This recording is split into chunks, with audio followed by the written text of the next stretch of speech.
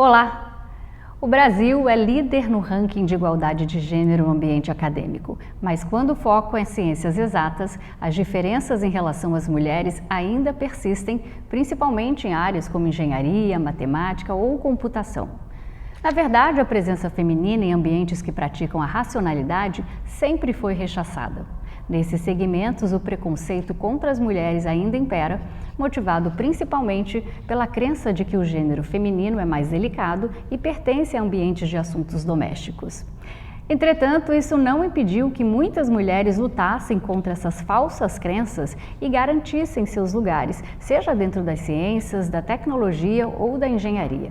Aliás, não são poucas as histórias de pioneiras que venceram os preconceitos de seus tempos para se tornarem parte essencial em descobertas que ainda hoje mudam o mundo. Sendo mais precisa, a presença feminina nas ciências exatas é algo que remonta à antiguidade. Na Grécia, por exemplo, um dos alunos mais famosos de Pitágoras, na verdade, era uma mulher. Theano era escritora de livros sobre matemática e física e tornou-se esposa do filósofo.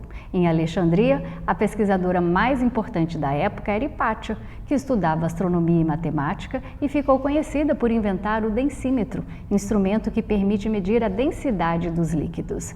Aqui no Brasil, a história não é diferente. Nós temos várias mulheres com vidas inspiradoras. Portanto, nada melhor do que conversar com uma dessas profissionais que tem revolucionado o campo da tecnologia e conquistado cada vez mais espaço nesse mercado em constante evolução.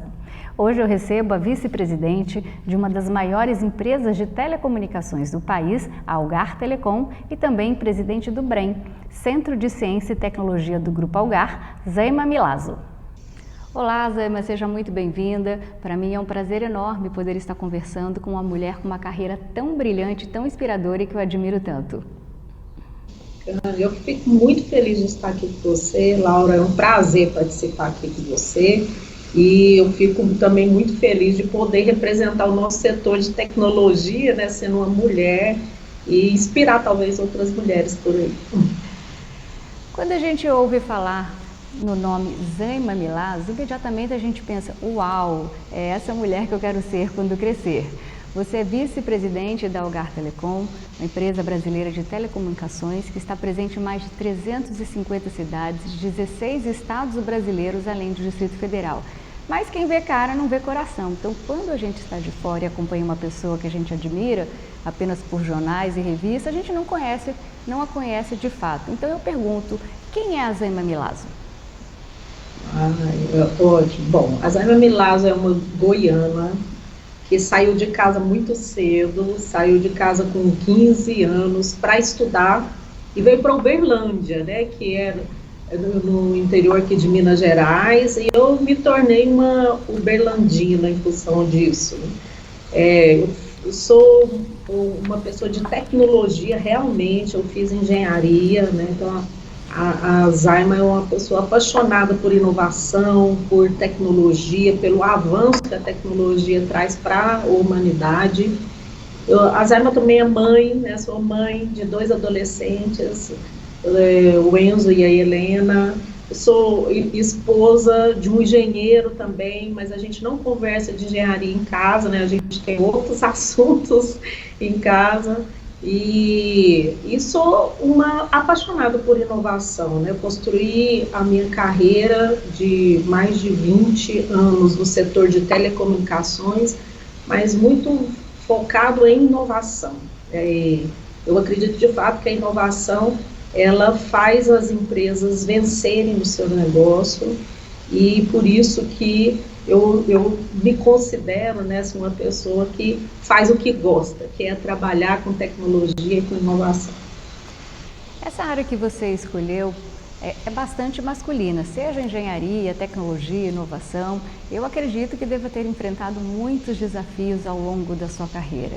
Então, que aprendizados você teve no mundo corporativo pelo fato de ter que conviver, de passar muito tempo num ambiente com muito mais homem do que mulher? A dinâmica é muito diferente? A dinâmica é assim, diferente, Laura. E eu confesso uma coisa para você, assim, por ter feito engenharia, e óbvio, o ambiente de engenharia já é um ambiente muito masculino, E por ter me inserido num setor que é muito masculino, por muito tempo na minha carreira, eu não dei muita atenção a esse tema em específico. Eu até brinco que para mim era paisagem, era normal eu conviver num ambiente assim que era tão masculino, né? Participando de reuniões que muitas vezes só tinha eu de mulher na mesa, ou de eventos, né? Participando de painéis onde todos eram homens e só eu representando o universo feminino, né, na reunião. E só quando eu alcancei a posição de direção, né, uma posição executiva dentro da organização, foi que eu passei, de alguma maneira, a ser demandada para falar sobre isso, né, como uma mulher conseguiu chegar numa posição, num C-level, num setor de tecnologia, como eu consegui alcançar essa realização. E aí eu fui entender, né? Assim, foi aí que isso de fato se tornou um interesse muito sério e profundo para mim. E eu para isso eu fui entender de fato por que isso acontecia e principalmente as consequências disso, né? No mercado brasileiro nós temos 51%, no mercado brasileiro não, no Brasil, né, nós temos 51% de mulheres, e quando a gente olha no setor de tecnologia, hoje nós temos 38% de participação de mulheres. Isso faz com que o nosso setor ele não tenha uma representatividade igualitária do que é o universo do Brasil. Isso faz para os negócios, né, assim, um prejuízo de fato, né? Aquele determinado setor que tem uma participação menor do que é realmente a participação em termos de divisão de gêneros, ele entende menos o mercado. Isso gera um prejuízo para a organização e tem relatórios que já comprovam isso, né? Que a empresa, quanto mais diversificada ela é, mais resultado ela tem. E, de um outro lado, eu fui entender o porquê que, de alguma maneira, existem menos mulheres no nosso setor. E tudo começa, de fato, na minha visão, pela escola, né? Nós temos menos mulheres fazendo cursos de tecnologia nas faculdades, nas instituições. E esse número, inclusive, ele foi diminuindo ao longo do tempo. Antes a gente tinha mais mulheres se interessando por fazer cursos de tecnologia, principalmente ciências da computação, e esse número foi diminuindo ao longo do tempo. E por que isso acontece? Por que a gente tem menos meninas, né, se interessando em fazer engenharia, computação e outros cursos de tecnologia? Não é porque elas não tenham aptidão para cursos que envolvam lógica, matemática, né? Isso também já está mais do que comprovado, que as mulheres, elas se saem bem em cursos de tecnologia. Eu acredito de fato, Laura, que isso acontece de fato porque tem um movimento cultural antes da menina escolher qual profissão ela vai seguir, ou qual curso ela vai optar na universidade. Isso acontece porque, de alguma maneira, nós, né, assim, a nossa sociedade, culturalmente, a gente dá mais ferramentas e mais mecanismos e até a gente inspira mais os meninos a seguirem esse caminho. E as meninas, elas acabam, né, assim, acreditando que esse caminho não é possível para elas. Então, por isso que, assim, quando eu me dei conta, né, assim, da importância que é, de fato, o setor ter essa diversidade, eu assumi para mim mesma um papel de tentar inspirar outras meninas, né, tentar falar para essas meninas que sim, é possível, que sim, é um caminho interessante, é um caminho, né, de profissional que elas podem ter sucesso caso elas queiram. Nós vamos falar um pouquinho no próximo bloco sobre isso, mas antes eu queria saber Um pouquinho da sua história, porque a sua história na Algar começou nos anos 90, quando recém-saída da faculdade de engenharia, você ingressou na empresa, inicialmente como consultora de vendas, até chegar como vice-presidente da empresa, responsável pela área de tecnologia, evolução digital, agilidade e inovação. E aí eu pergunto, qual a importância do estudo, né, da preparação numa disputa para um cargo de liderança? A importância total, é óbvio que para eu chegar na posição que eu estou sempre buscando desenvolvimento, aprendizado. O aprendizado ele tem que ser um aprendizado contínuo. Para assumir essa posição, e eu estou na posição da vice-presidência de tecnologia, e há 4 meses, um pouco mais de 4 meses, né, eu me preparei para esse momento. Eu me preparei com visões de tecnologia propriamente dita, então eu fiz uma formação profissional recente no MIT, acabei, na verdade, de me graduar nessa formação profissional, foi recente, foi agora em julho, então foi uma preparação que foi híbrida, né? Eu fiz parte da preparação no campus do MIT, lá em Boston, fica em Boston, nos Estados Unidos, e parte foi online, mas foi um ano de muito esforço, né? Assim, eu tive que conciliar o meu trabalho com essa carga de aprendizado que foi bastante intensa, porque não é simples fazer um curso no MIT, né? A gente está falando da meca da engenharia. Então, eu tive essa oportunidade, a empresa também proporciona esse tipo de formação, né, para os executivos, mas além dessa formação específica, ao longo de toda a minha carreira, eu busquei aprendizado. E não só aprendizado técnico, né, que é trabalhar hard skill, que foi o que eu fiz nessa última formação, mas também para me lapidar como executiva, né, tentando entender o meu perfil, tentando entender o que eu preciso evoluir em termos comportamentais e de fato, esforçando, né, para que eu, de alguma maneira, vença esses gaps, né. Então, eu considero que estudar, né, aprender, é um ato contínuo. É um ato contínuo e de responsabilidade do profissional. Se a gente quiser, de fato, alcançar alguma posição, tem 2 coisas que eu entendo que a gente precisa fazer. Primeiro você ter muito claro o que você quer de projeção de carreira, onde você quer chegar.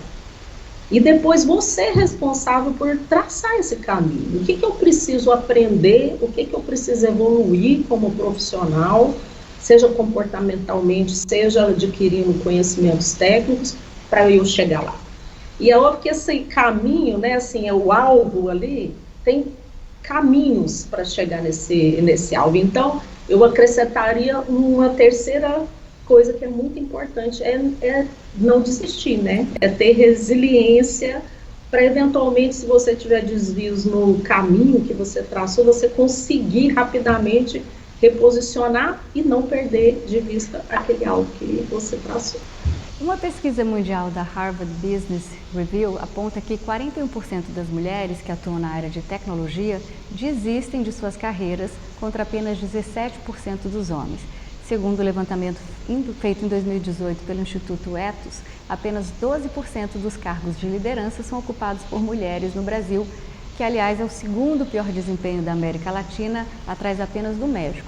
Eu sinto que a maioria das mulheres, elas sentem, assim como você disse no início do programa, que elas não podem exercer um cargo de liderança, especialmente no mercado de tecnologia, que é fortemente marcado pela figura masculina. Seja por criação, por cultura, como você já citou, a mulher tem essa crença limitante de que certas coisas não são para o sexo feminino. Ao meu ver, mulher pode entender sobre tudo, sobre qualquer coisa. E eu digo isso por mim mesma, porque eu sou publicitária e jornalista por formação, mas hoje eu também faço a gestão empresarial e financeira de 4 empresas. Então eu acredito que essa diversidade de aprendizado só faz a gente crescer, só faz aumentar a nossa inteligência, a capacidade de resolver as coisas.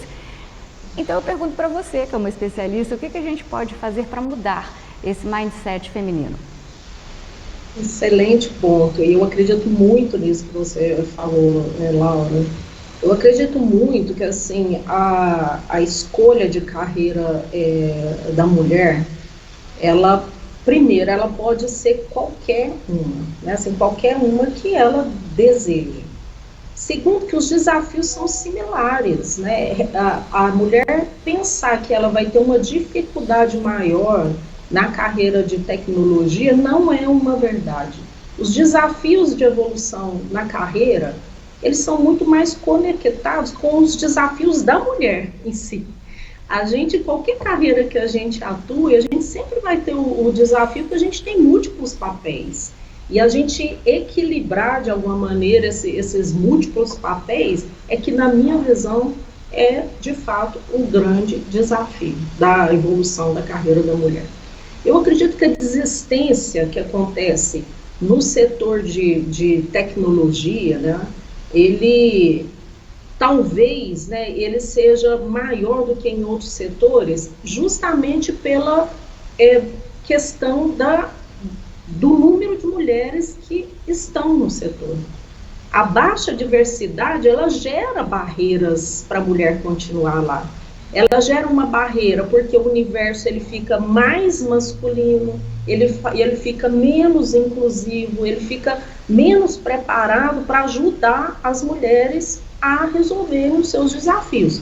Coisas simples, como, por exemplo, o entendimento que uma mulher que tem filhos pequenos, em idade escolar, ela tem alguns momentos que ela vai ser demandada em função desse papel, que é um papel dela, de mãe. Se a empresa, ela consegue dar um ambiente para aquela mulher acolhedor, de entendimento desses diversos papéis que ela tem, fica muito mais fácil para essa mulher se manter na organização.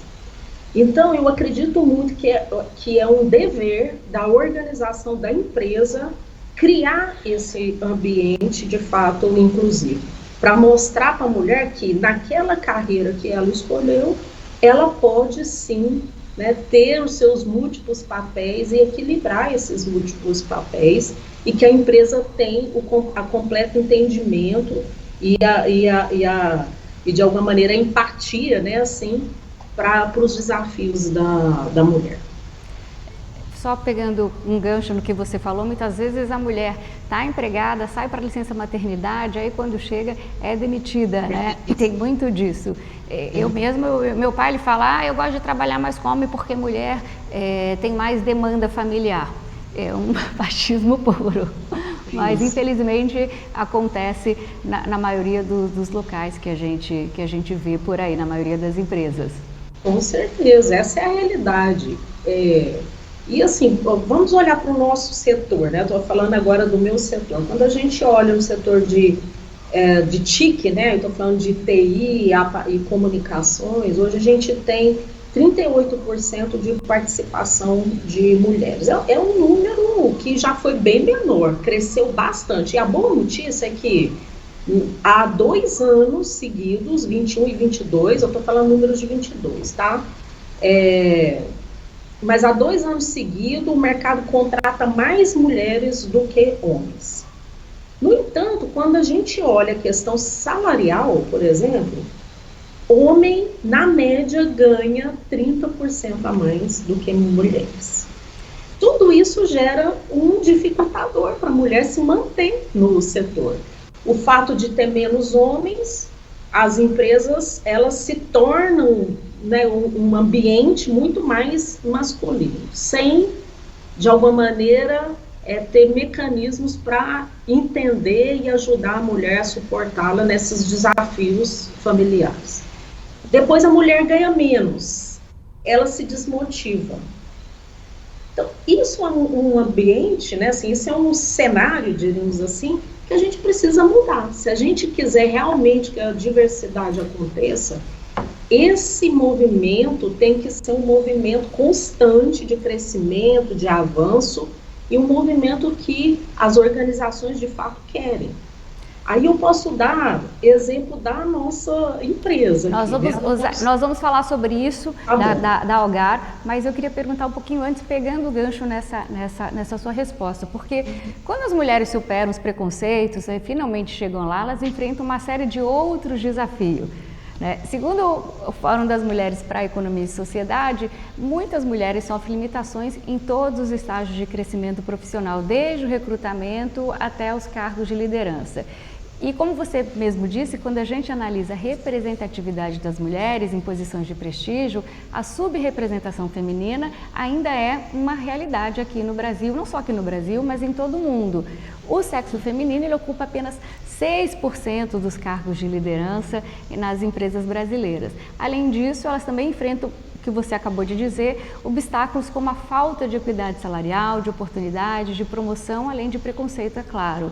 Elas podem, muita gente pode até falar que não, mas existe sim uma barreira invisível que dificulta o acesso das mulheres aos níveis mais altos da hierarquia organizacional da empresa. É o fenômeno do glass ceiling. Eu mesmo, esse teto de vidro, eu mesmo já enfrentei isso, né? Que quem está de fora muitas vezes não vê. Às vezes a mulher tem mais habilidade, tem mais experiência, mas ela não consegue o cargo, acaba pendendo para o homem. Para conseguir, ela tem que se esforçar mais, tem que mostrar mais dedicação, mais competência. Então, é importante ressaltar que a igualdade de gênero não é apenas uma questão de justiça social, mas também de eficiência econômica e competitividade empresarial. E aí, recentemente, foi sancionada pelo presidente Lula a lei de obrigatoriedade de igualdade salarial e de critérios remuneratórios entre homens e mulheres. Você acredita que essa lei poderá resolver esse problema real da vida de muitas brasileiras?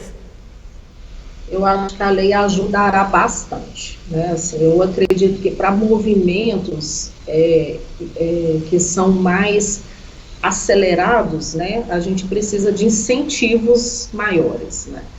Eu, de fato, acredito que existe uma evolução que já está acontecendo no nosso setor.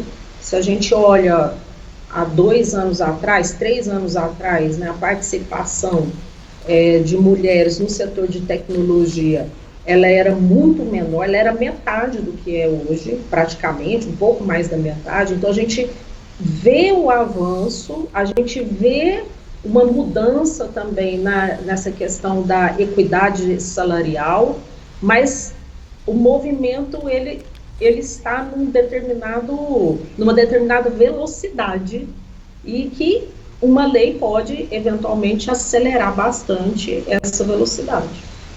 Falando da Algar, recentemente ela implementou algumas iniciativas para promover a igualdade de gênero e também a inclusão no ambiente de trabalho.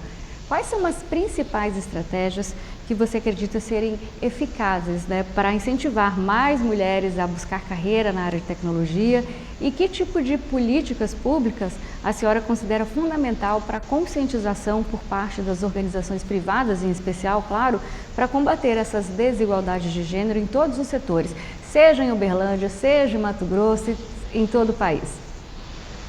Bom, primeiro falar da empresa, sim, a Algar tem o Algar Sem Barreiras, né, que é o nosso programa de diversidade. Ele trata amplamente de diversidade em todos os contextos, mas de forma específica na questão de gênero, nós temos um programa que ele traz, de fato, uma série de projetos para ajudar as mulheres a vencerem os seus desafios, né?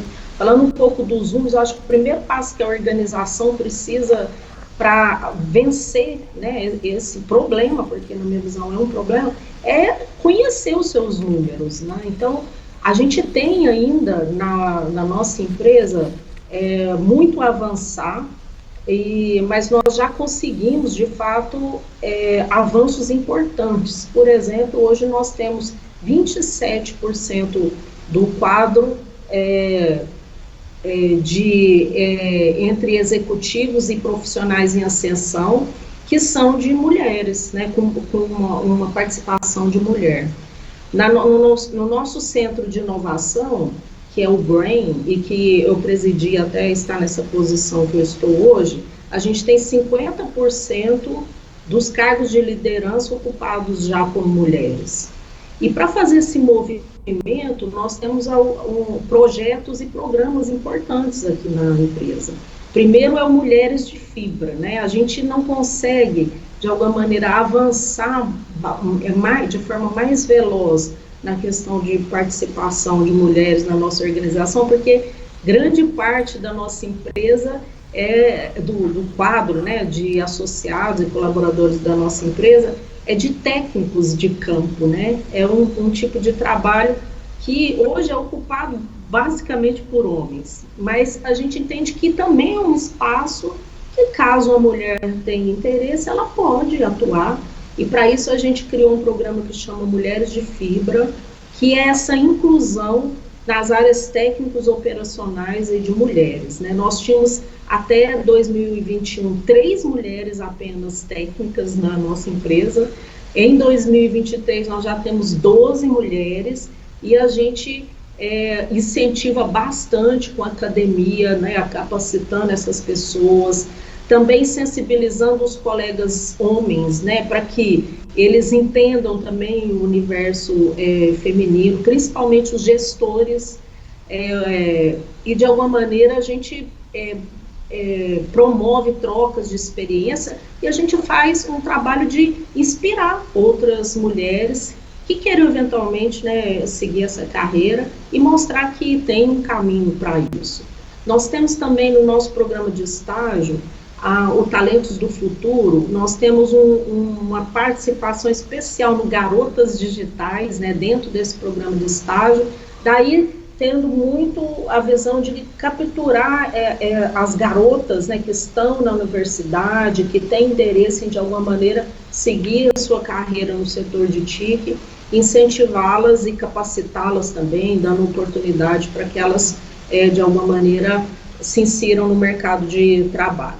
Mas, além da área de tecnologia, a gente também olha os desafios da mulher na carreira de gestão. Então, para isso, a gente tem um programa de capacitação de gestoras, né, aquelas mulheres que desejam seguir a carreira de liderança, de pessoas, e aí a gente capacita essas mulheres nas questões mais voltadas para essa carreira. E eu entendo, né, assim, tentando responder a sua pergunta, né, assim, eu entendo que as organizações, elas precisam primeiro ter uma visão dos seus números, né, da estatística que atinge a diversidade na sua empresa, e depois elas precisam ter programas como o que nós estabelecemos aqui, para que elas façam de fato a transformação. Você falou agora há pouco que vocês têm um programa de gestão, né, para as mulheres que querem seguir a liderança, papéis de líderes. Como é que você vê o papel de mentoria na promoção de mulheres em cargos de liderança e tecnologia? Eu acho que é muito importante, né, o papel de mentoria é muito importante, o papel de mentoria, o papel de inspirar essas mulheres, né, nosso programa de diversidade, o Algar Sem Barreiras, ele tem uma guilda que trata de forma específica a questão de gênero, e aí a gente promove, por meio dessa guilda, encontros, compartilhamento de experiência, tratamento específico de casos de uso, né, de sucesso ou de desafios que as mulheres estejam tendo e que de alguma maneira a gente pode em conjunto trabalhar. Eu sou patrocinadora dessa guilda aqui dentro da organização com bastante orgulho, e eu acredito de fato que é um trabalho que toda mulher que alcança uma posição de liderança e de destaque, ela deve trazer para si, porque eu de fato acredito que eu posso inspirar e ajudar outras mulheres a vencerem, né, assim, esse preconceito talvez, ou essa crença limitante de que não é possível, né, vencer e ter sucesso nessa carreira. Eu acredito muito na mentoria. Você estava falando da sua mentoria com algumas mulheres em cargos de liderança. Coisa boa a gente gosta de saber, né? Você poderia compartilhar um pouquinho alguns desses cases de sucesso? Assim, eu normalmente, assim, quando eu faço esse trabalho de conversas, né, com as mulheres, eu gosto de compartilhar casos da minha vida, né, assim, para inspirá-las. E alguns casos que eu vivi são casos que não são de sucesso, porque eu acredito muito que a gente precisa de resiliência, dado o tamanho desafio que a gente tem, né, e os diversos papéis que nós temos, muitas vezes a gente se depara com momentos na vida em que a gente precisa de fato ter força, resiliência e um pensamento de construção, para a gente vencer essas etapas. Então, eu gosto de compartilhar casos também de insucesso, Laura, né? Então, eu vou compartilhar aqui com vocês que aconteceu na minha carreira, né? Assim, logo que eu me tornei executiva, eu era gerente de uma área aqui na Algar Telecom. Foi por volta do ano de 2008, e eu acho que todos devem se lembrar que em 2008 nós tivemos uma crise econômica mundial fortíssima, né, que foi disparada lá pela quebra, começou com o Lehman Brothers, né, e acabou disparando aí uma crise muito forte no mundo todo e que afetou muito a nossa organização também. Então, em função dessa crise, a gente precisou fazer um resizing aqui, né? A gente acabou tendo que, nessa época, foi fim de 2008, início de 2009, a gente acabou tendo que eliminar layers, né, aqui dentro da organização, unificar áreas, ou seja, um redesign organizacional para que a empresa reduzisse custos. E quando aconteceu isso, eu acabei perdendo o cargo de executivo, né? Assim, muitas pessoas, infelizmente, nessa época também, aqui, foram demitidas, né? Perderam o seu emprego. E nessa época, então, eu deixei de ser executivo, eu era gerente, eu passei a ser supervisor. As pessoas que trabalhavam comigo nessa época, o time que eu tinha, né? Ele acabou continuando comigo, mas eu numa posição de supervisão. E eu lembro que do meu time todo, né, assim, eu tive apenas uma pessoa que foi demitida, então eu mantive a base do time, ou praticamente todas as pessoas do time. E eu podia, nesse momento, eu acho que seria até bastante humano, né, assim, desanimar, né, assim. Mas eu analisei o contexto, era um contexto que era algo externo ao meu controle, né, assim, um contexto que eu estava no meu trabalho, o meu time estava mantido, eu tinha um planejamento já bastante consistente, um planejamento que eu acreditava, um plano de trabalho que eu acreditava muito, e eu decidi seguir o meu plano, independente do meu cargo. Né?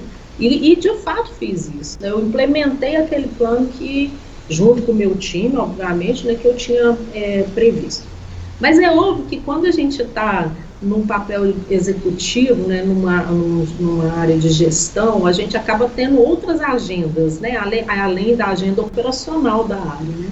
Então, eu também decidi fazer um outro plano muito importante, que era ter um filho. Então, eu tive a minha segunda filha, a Helena, eu engravidei. Eu troquei todas as reuniões executivas de gestão por uma gravidez, né. Então, mais ou menos tentando equilibrar, assim, os diversos papéis que a gente tem. E deu muito certo, porque eu consegui implementar aquele plano que eu tinha em mente, né, assim, eu mantive o time motivado, mantive também a minha automotivação, mantive o meu plano inicial de projeção de carreira, que era me tornar executiva de novo. Falei, eu vou conseguir. E aí eu saí de licença maternidade, e a minha filha nasceu, Helena, né, assim, nasceu em 2009, no fim de 2009. E enquanto eu estava de licença maternidade, quase no fim da minha licença maternidade, eu fui convidada novamente para assumir uma posição de gestão. Me tornei novamente executiva. Então, eu finalizei minha licença maternidade e já voltei para a organização como gerente.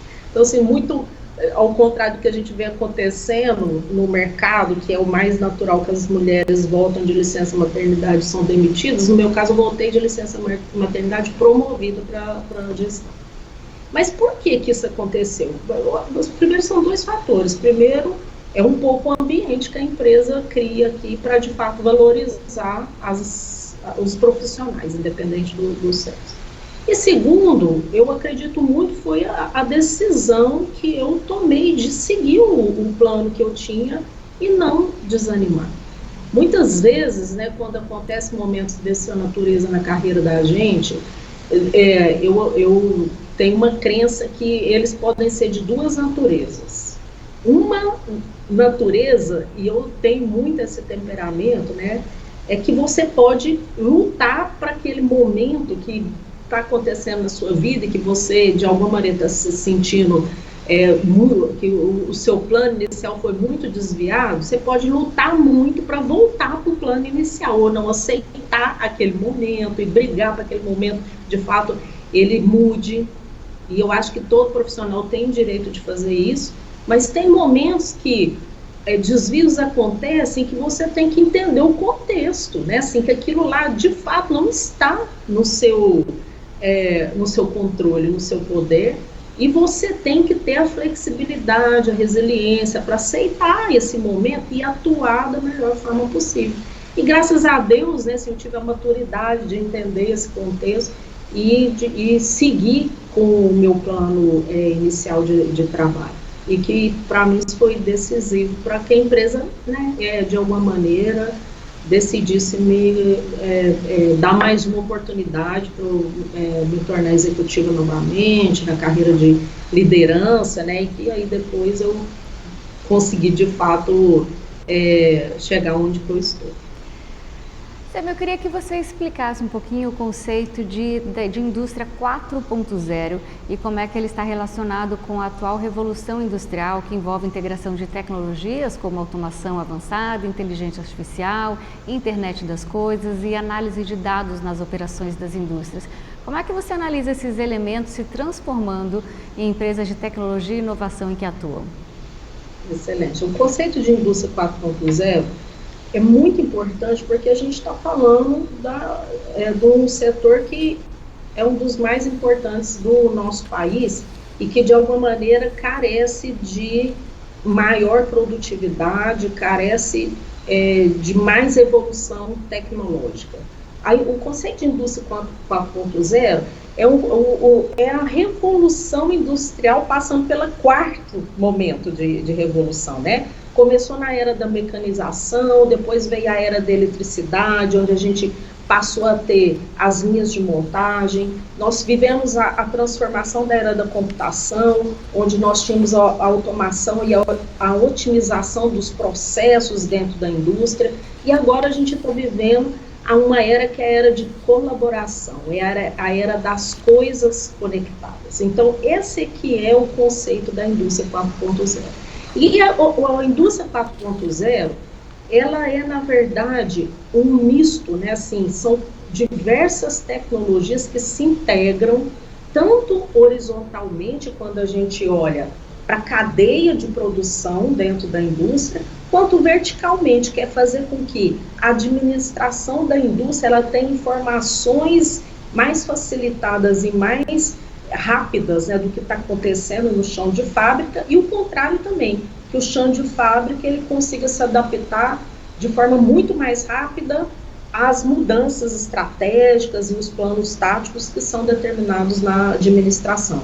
E que tipo de tecnologia que a gente está falando? A gente está falando de dados, né, de analytics, big data, nós estamos falando de inteligência artificial, nós estamos falando do 5G, da internet das coisas, de robotização, ou seja, uma série de tecnologias que juntas e funcionando de forma integrada, elas conseguem fazer essa integração. E o grande objetivo, é o que eu falei no início aqui, é gerar mais eficiência e mais oportunidade para a indústria, e fazer com que cada vez mais esse nosso setor ele cresça, ele impulsione e ele abra aí, mais oportunidades de trabalho e efetivamente economia para o nosso Brasil. E eu queria que você explicasse também sobre as redes privadas, né? Como é que as redes privadas são construídas e operadas por organizações para fins internos e como é que essas redes elas garantem a segurança e o controle de acesso restrito. Além disso, como elas podem auxiliar o agricultor aqui do estado de Mato Grosso? Excelente. Até porque a gente está aí, né, em Cuiabá, né, justamente levando as nossas soluções. Então, o que são as redes privativas? A rede privativa é a possibilidade que a empresa tem de solicitar uma frequência da rede móvel para o uso particular dela. O que é que isso traz de benefício? Para a gente colocar todas aquelas tecnologias que eu acabei de citar funcionando, a gente precisa de conectividade. E esses desafios da conectividade, eles passam por ter frequência disponível, né? Por ter, para aquela determinada empresa, ela consiga, de fato, levar a conectividade para as máquinas, por exemplo, quando a gente está falando do agronegócio, para as máquinas que estão lá, para eventuais sensores que estão lá no campo, nas plantações. Então, para tudo isso funcionar, precisa de fato de conectividade. Então, com as redes privativas, a gente consegue fazer isso de forma mais fácil e mais segura para a empresa. Para a rede privativa funcionar, precisa, obviamente, da frequência, né, que é uma frequência específica solicitada pela Anatel, para a Anatel, para aquela determinada empresa.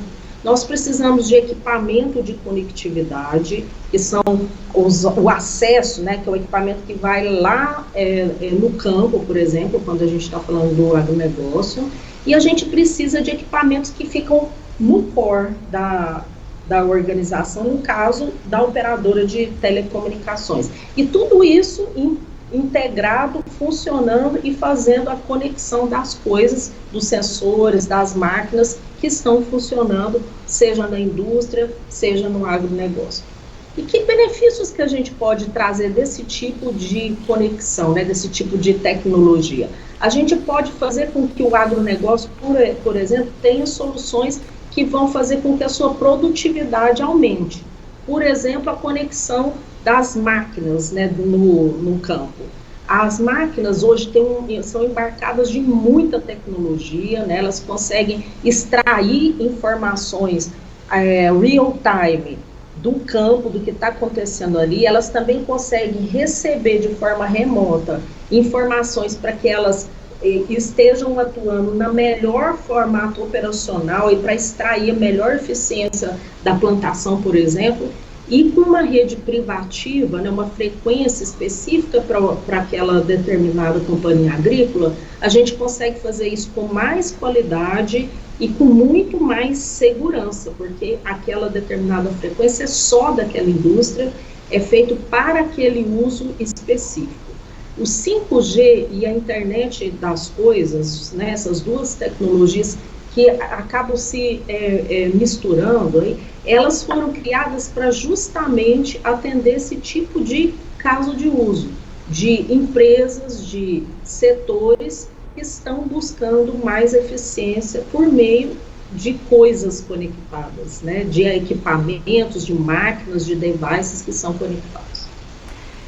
Além das empresas e startups, as instituições de pesquisa e o governo, eles também são atores chaves nos chamados ecossistemas de inovação. Eu gostaria que você explicasse para quem está nos assistindo no que consiste um ecossistema de inovação e como é que você vê o papel dessas instituições na promoção da inovação e também na transformação de descobertas em produtos e serviços inovadores. Excelente.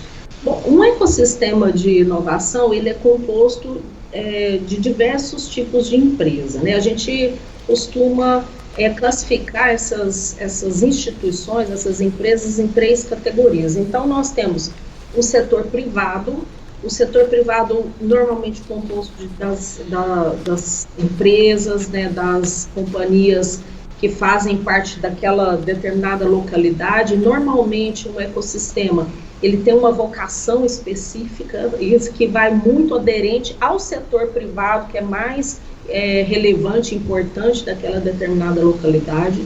Depois nós temos também o setor público participando muito fortemente no ecossistema, e esse setor público ele pode ser representado pelas instituições locais da cidade, como a prefeitura, ou as instituições que agregam determinadas indústrias, né, como a gente tem o SES, o SENAI, a gente tem instituições similares ao SES e ao SENAI também com uma grande participação.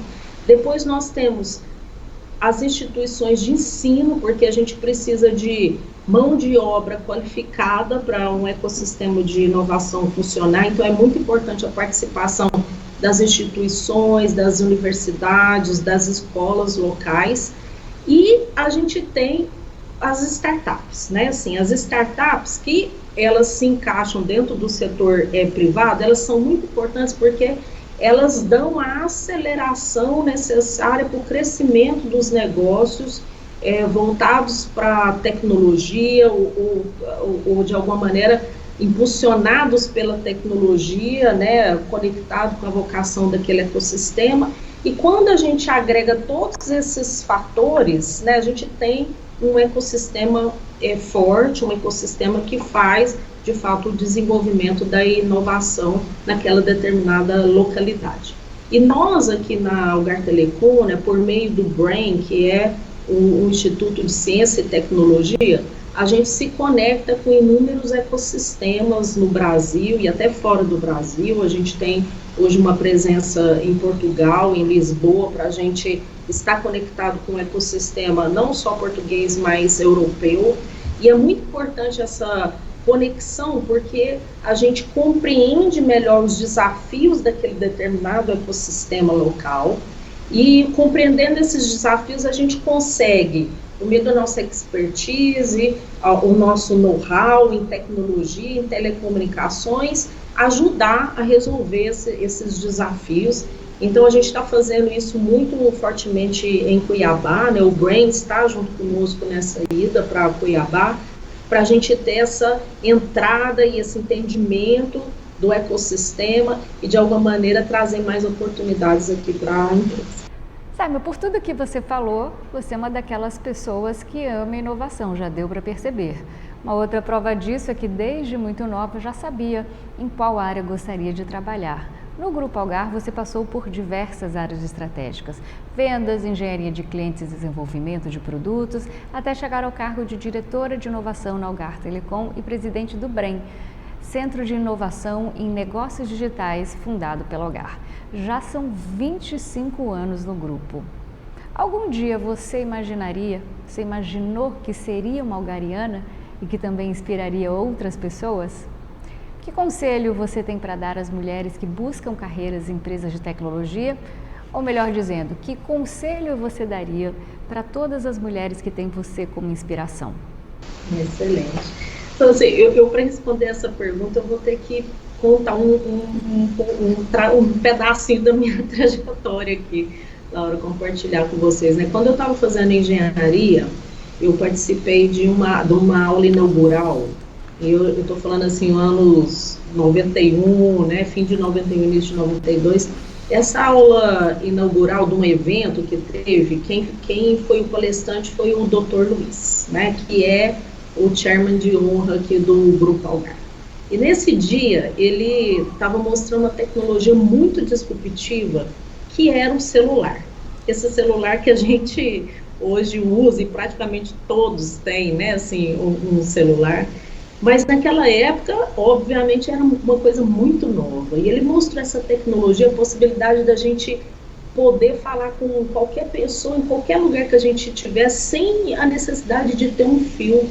E ali naquele momento, aquela Zaima, né, uma jovem, né, assim, pensou, meu Deus, eu preciso trabalhar com isso, é isso aí que eu quero fazer no futuro, eu quero trabalhar nessa empresa tão inovadora, que faz essa maravilha, né, que é esse telefone funcionar sem fio. Então, de alguma maneira, sim, eu tinha um sonho de me tornar uma algariana, e eu tracei os meus caminhos para me tornar uma algariana, né, assim, logo que eu me formei, eu não trabalhei, assim, o meu primeiro trabalho não foi aqui na Algar, passei um tempo fora, em outras oportunidades, e no momento certo eu vim para a Algar Telecom e estou aqui há 25 anos, né? Mas o que eu daria de conselho para quem está me ouvindo, principalmente para as mulheres que estão me ouvindo? Primeiro que eu já falei aqui, que você, em qualquer carreira que você escolher, de alguma maneira, você vai ter desafios, né? Desafios que normalmente são os mesmos, que é equilibrar as nossas demandas, né? Então, nesse equilíbrio das demandas, a principal dica que eu dou, talvez, o conselho, né, é você não se cobrar tanto, né? Assim, a gente não pode se considerar uma super mulher, nós não somos super humanos, né? Nós somos só humanos. Então, tem hora que as coisas não dão certo, tem hora que a gente tem que deixar de fazer coisas, tem hora que a gente tem que priorizar